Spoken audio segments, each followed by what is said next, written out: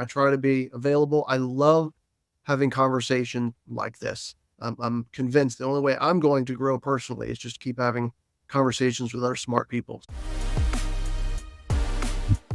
Hi, everyone. Welcome to the Biz Dev Podcast, the podcast about developing your business.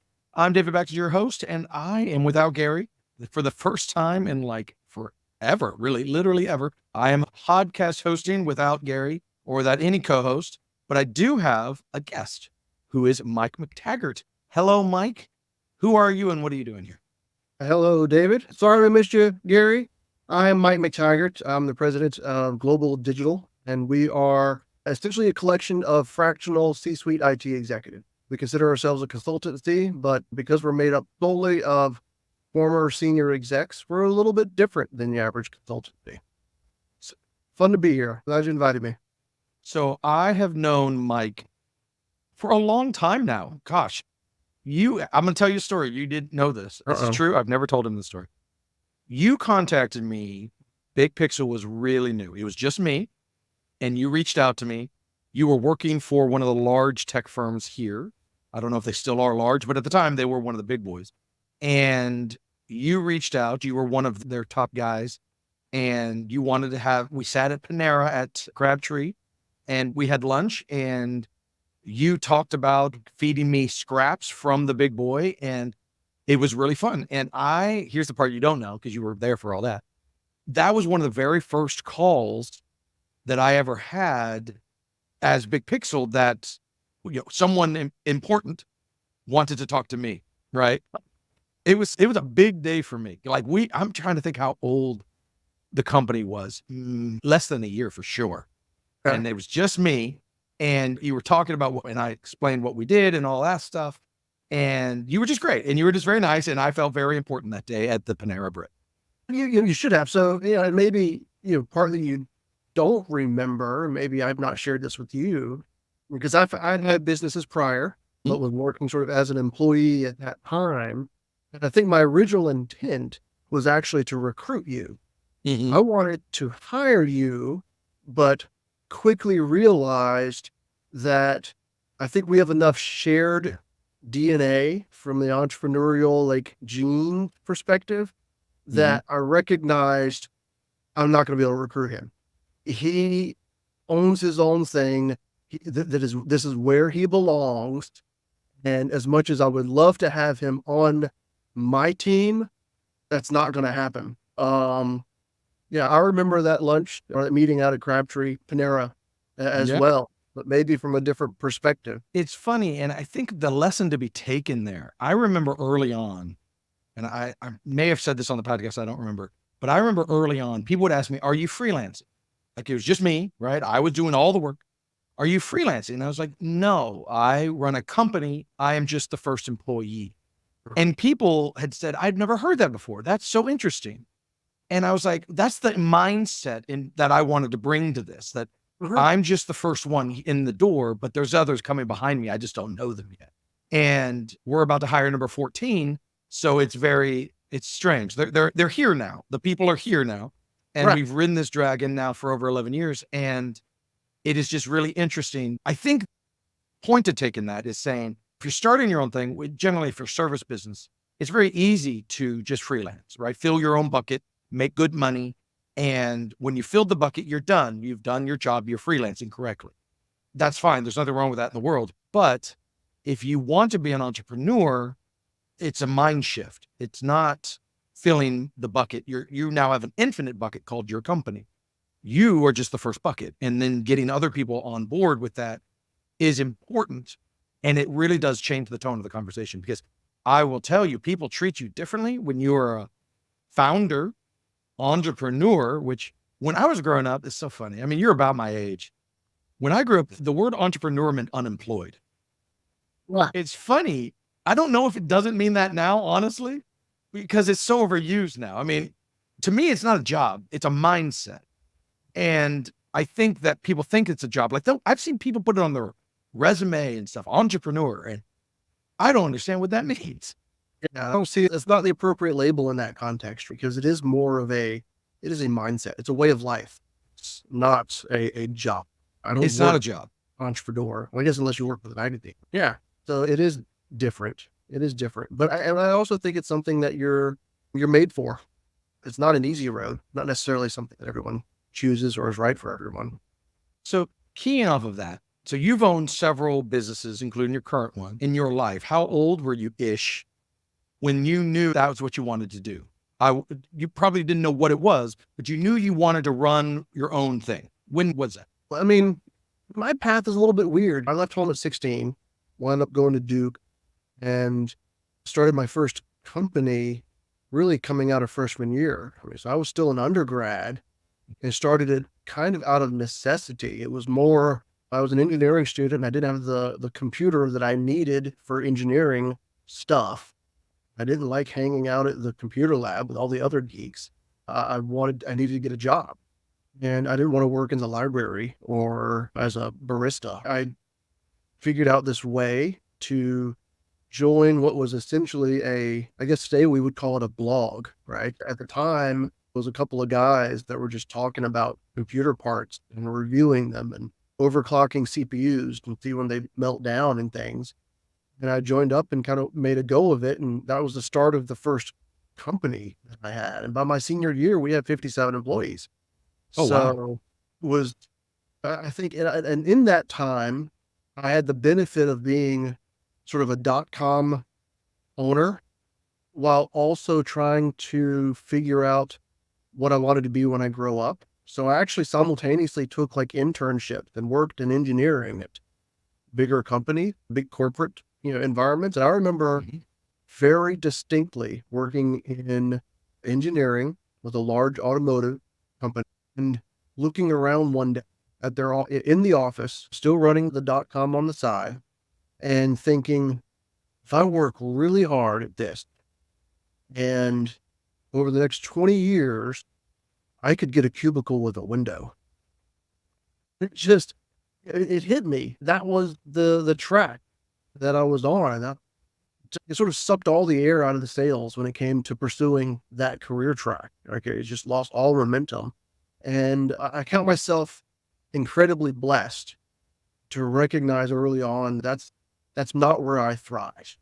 There was, in that same job, that same summer internship, there was so much bureaucracy and sort of legacy thinking and mindset. You'll get a kick out of this. The thing that I did in that short summer internship, I recognized that there were engineers struggling to communicate around the design of a particular system.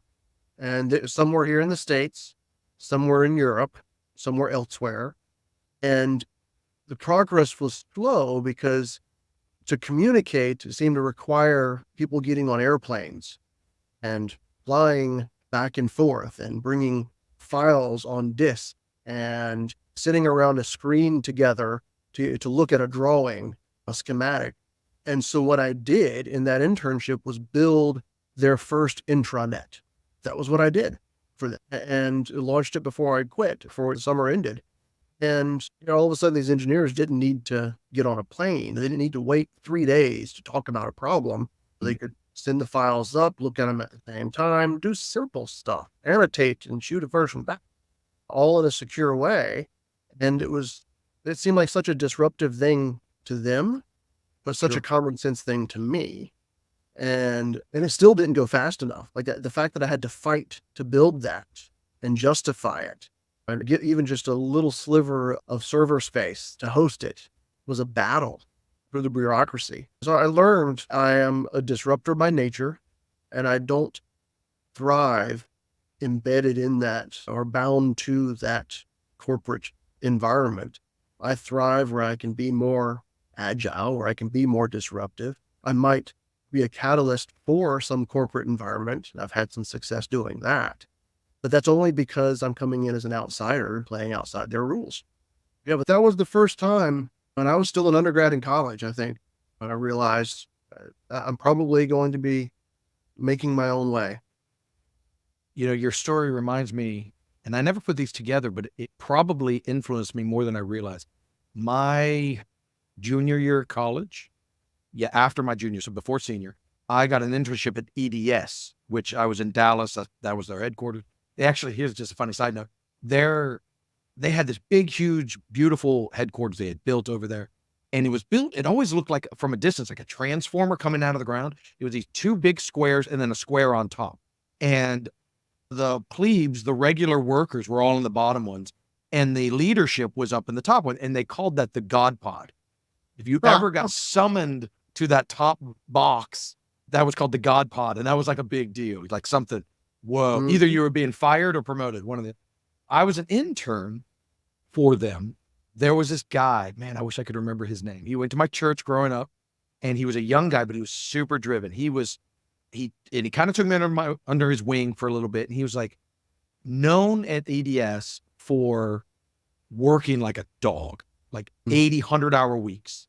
And he had this idea in his head.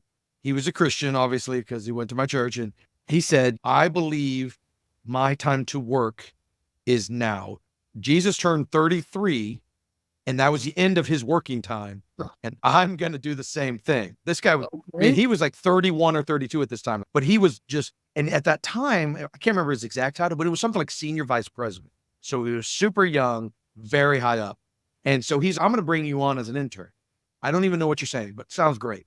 So he brings me on, and there's literally no place for me. That year was a bad year for whatever reason, and they had canceled their internship program.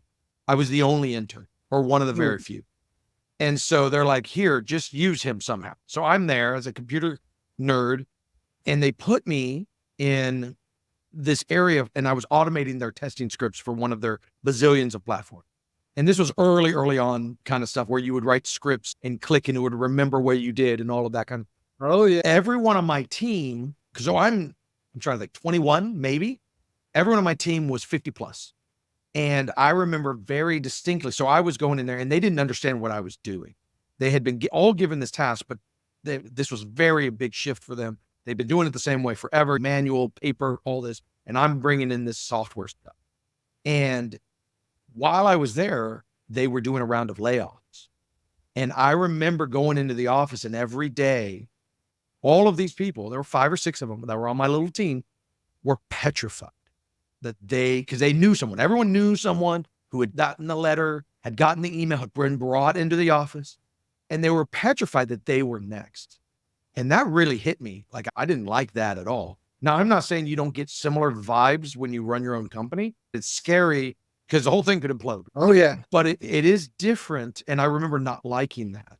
But I didn't say that's when I'm going to start my own business. That wasn't until a few more years later. But when I decided I wanted to do that, I met at my first job, there was a guy, I know I've told this story, but I'll tell you in a minute. There was this guy named Doug Wendler. He doesn't remember me from Adam. I was a very low guy straight out of college. He was the COO, and he was 33 of a pretty good sized company. They sold that company for like $20 million. A good sized little company. He was a COO. He was 33 years old. And I said, I didn't know you could be young in my head and run a company. The owner was basically absent, right? He was running. So I was like, that's amazing. So I was like, okay, I'm going to run my own company by the age of 33. I started at 34. I failed, but it was not too bad. But it was really interesting. That was, and Doug, if you ever listen to this, thank you, because you really were an instrument of change for me. But he has no idea who I am. But that was my entrepreneurship story. Because I do think everyone who is an entrepreneur has a story like that. I think every single person, they could have been a 5-year-old kid. Doesn't have to be grand, but they've decided I'm different and I'm going to do this on my own, whatever that means. Super software. And I think that's a unique thing that entrepreneurs have. No, I think it is. And yeah, I don't really know how to quantify it any other way, but it's something that through experience, I feel like ingrained in me. When we met, I'd shifted to employees. So it was, as both Christians, it was God's timing. I just had the conversation with my wife around, hey, we need to spend more time and energy on building a family and less on building a company or building a business. And opportunity came along for me to essentially exit and sell off, the company, but then stay on as an employee. So I could transition from being owner to employee. And that happened, mere months before finding out we were having triplets. And God blessed us with 3 beautiful girls, and they're healthy as can be. And that was nearly 13 years ago. But I was able to spend the first 5 years of their life kind of as an employee with a different mindset, different viewpoint, different focus, but that entrepreneurial itch is one that you just can't, it has to be scratched. It'll So find its way out. I don't think you can really get rid of it. And I think, I don't know if you really want to.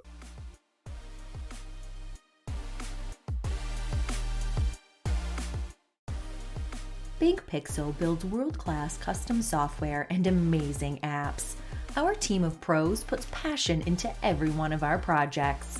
Our design-infused development leans heavily on delivering a great experience for our clients and their clients. From startups to enterprises, we can help craft your ideas into real-world products that help your business do better business.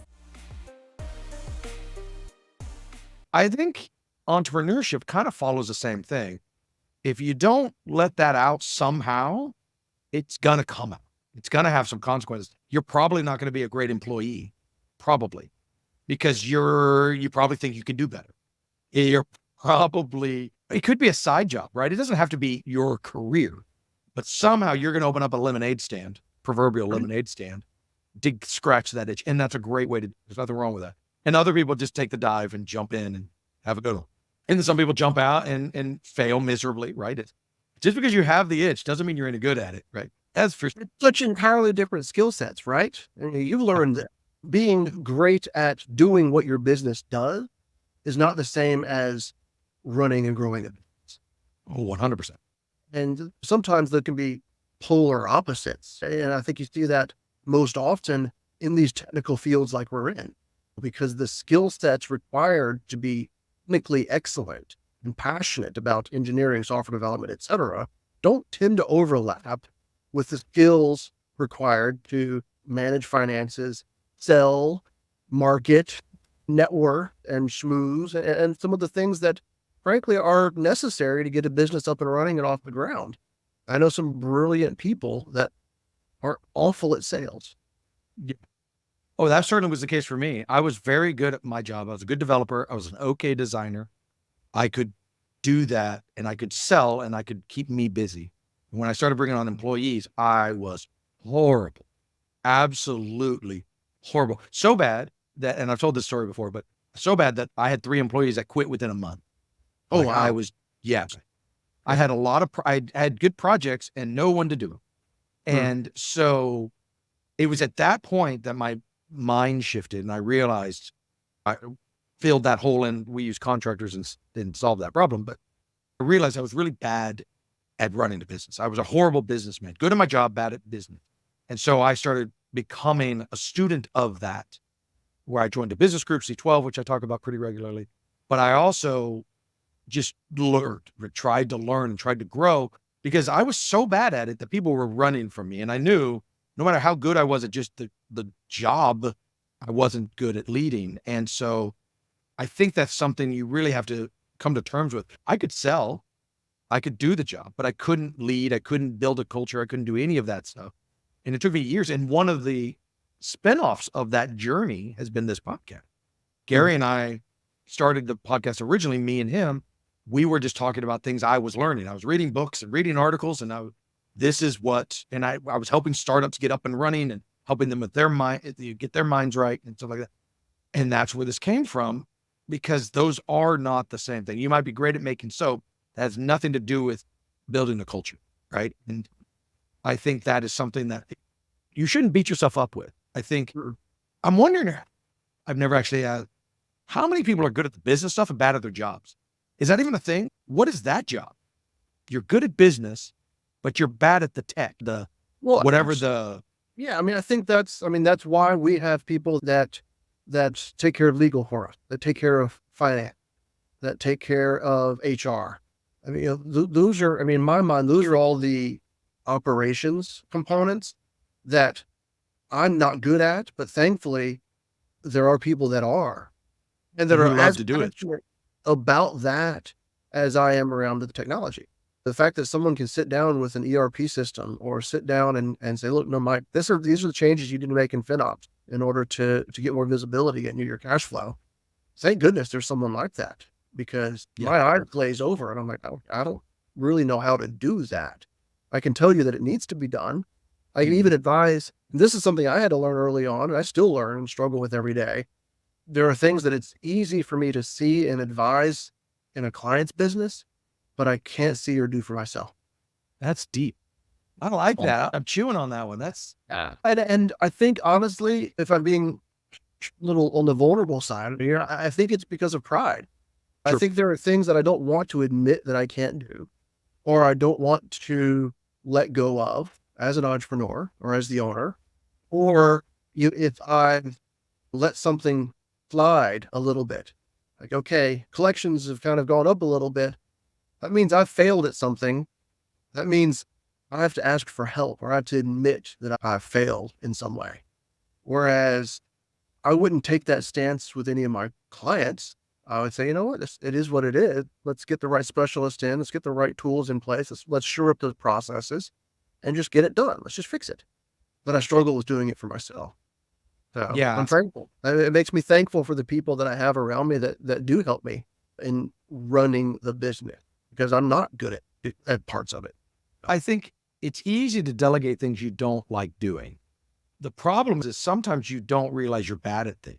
And that's where the pride gets in. You might think you're good at accounting, basic accounting on small business needs. You might think you're good at sales or marketing, but you might not be very good at all. And the question becomes, are you so proud that your business is that you're going to allow your business to suffer? Or are you going to be humble enough to take the advice from someone, obviously a third party? You're not going to recognize you're bad at it yourself. A lot of advisors, mentors, wherever, go get those. If you don't have those, go get those. They should be speaking truth into your life, and they're going to be painfully obvious. I mean, you see those people, right? Those people who refuse to let go of X because they think they're good at something and they're just not. And can you put your pride down? Boy, that's because every entrepreneur at some level, I mean, I always try to be humble, but there's always, if we're all being honest, there's an ego right in there. It's kind of how it works. You have to believe you're better at something than someone else to even take the plunge, right? So that ego is almost a given. But how much does it rule is really the question. Who wins these fights, right? Yeah. And ultimately, and that's where I'm thankful, I can interface, and I hear you've talked about C12 and groups like that as well. I think where you put your dependency is a defining factor.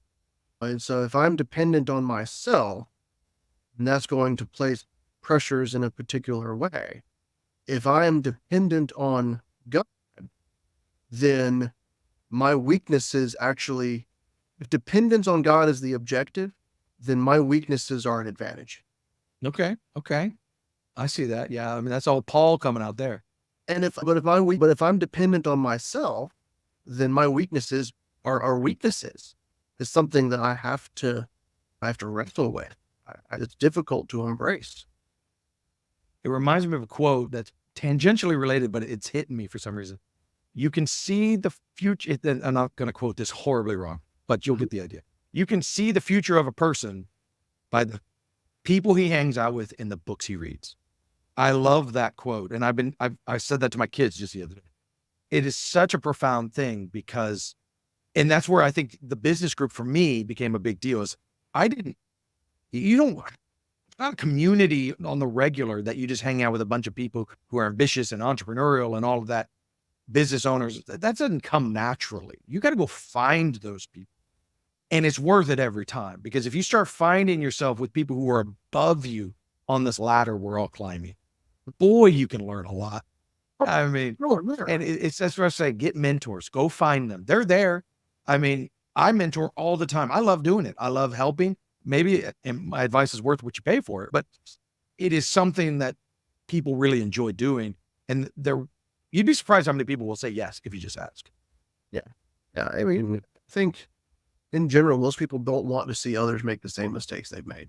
I certainly don't want to watch someone else go down a bumpy road if they can avoid it, or if we can avoid it. Unless they're a competitor, then that's fine. Just kidding. Sort of. Yeah. I mean, group like that are good. And you're right. You do have to seek them out. It's amazing to me how I think in general, whether it's business owner or even senior executive, as you climb that ladder, as you get into the God pod, people don't like to admit it, but it's lonely. Yeah. Yeah. And our culture, I think, doesn't help that, because I think it reinforces this idea of you shouldn't need to ask questions, or you got there because things, or because you're good, or because of X, Y, Z. And so to step out of that image and say, no, there's still stuff I don't know, and I need a mentor, and I can acknowledge expertise in this vein, but I can also simultaneously acknowledge that I need help here. It's hard, and not a lot of people do it. And there's a lot of pride there when you start seeing a little bit of success too, because, I'm running a X $1 million business. I must have it together. But there's always someone who's running an X times 10 business. There's always someone ahead of you. And I mean that not in a competitive way, but there's someone who's further along than you, and they have things to teach you too. There are very few people at the top of the mountain. Yeah, there's a few. We all know the names, but even they make mistakes, and even they probably wish they had someone to talk to. I remember years ago, there was a story. Michael Jordan tells this famous story of the first dream team back in mid 90s. Yeah. Where it was Michael Jordan, Magic Johnson, that whole era of amazing players. And they were all drafted to be on the first dream team, which was this crazy Olympic team. And he said, my favorite times were in the hotel afterwards, because we were all together, these 5, I can't remember all their names, of course, but these top 0.1% of players who've all won championship, and they no longer had to be humble. They no longer had to, I was sitting next to Magic Johnson, sitting next to Michael Jordan, and they've both been at the pinnacle, Larry Bird, and they could talk openly about what it's like to be at the top of the mountain. And they were so excited to do that. And I bet there's probably some secret room where all the top tier business people, Jeff Bezos and Elon and all them, are getting together to rule the world. And I'm sure that they enjoy when the former presidents get together. They always talk about how amazing that is, because there's never more than 5 of those people alive at any one point in time. Yeah. And regardless of whether you agree or not on politics, that job is unique and allows them to talk. And I think leaders of all sorts, size doesn't matter. You need that, because it is lonely at the top. It really is. I think so. All right, I'm going to switch gears. And when I ask the one question I always ask. Okay. If you were talking to a new entrepreneur, new startup, and you wanted to give them your 3 best pieces of advice, what would those be? Oh my goodness. So first of all, I think the advice has to be mixed. It's a bit professional, a bit personal, right? Similar to what we were just saying, the humility, be willing to admit what you don't know, that you're going to learn it. I think that the differentiator between success and failure in a lot of different frames of reference is how fast you learn. I mean, that's a little bit of the agilist kind of coming out. It's one of the core principles, right? Learn fast, or you used to say fail fast, but it's really how fast can you learn? If you can learn faster than your competitor, then you've got a strategic advantage. But I think that can be applied in a lot of other situations. And as an entrepreneur, that's particularly important, because learning fast also typically means failing cheap, right? How quick can I learn? Is this the right product fit? How quick can I learn if this channel is the right one to promote inside? How quickly can I learn whether I can operate in this fashion or that fashion? Learning fast and being intentional about it. How can I try something out and learn as quickly as possible whether it's going to work or not, or if I need to shift gears or take a turn? So I think learning fast is definitely one sort of mantra to keep in mind. I think the second, to switch gears, would have to be on the personal side, and also kind of consistent with what you were just saying. It can be a lonely and challenging. It will definitely be challenging.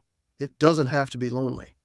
I'm thankful that my wife is absolutely amazing and has been with me. And I think it's, as much as it is special, or it takes a certain kind of gene or makeup to be an entrepreneur, I think it also, there's a special kind of person that is an entrepreneur's spouse. We have had those conversations through every iteration of business highs and lows of where our priorities.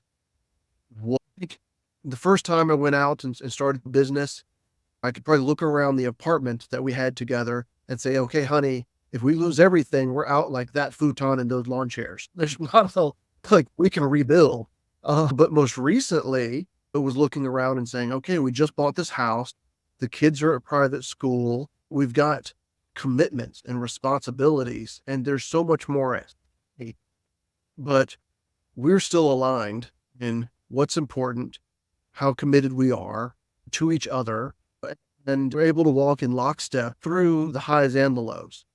And so that notion of, all right, it's going to be hard, but you don't have to do it alone. Maybe you're an entrepreneur isn't, maybe you're not married, maybe you don't have a significant other, but there can be a mentor, it can be a peer, it can be an accountability partner, it can be, somebody else that can walk alongside you and keep you on track, and also just be there when those tough times come. And then maybe that kind of brings me to the third. I hadn't really thought about this before, but I think when those challenges arise, there's a reason. I think in most cases you went out to become an entrepreneur, right? And it's bigger than self. At least in the cases I've seen where people are successful and have that X factor to push through the challenges, it's because there is a cause or a vision that is bigger than I just want to hustle and get my next rent check covered. It's bigger than that. And so remembering what that is, and if it's not clear in the beginning, it's just this undefined feeling of there can be more.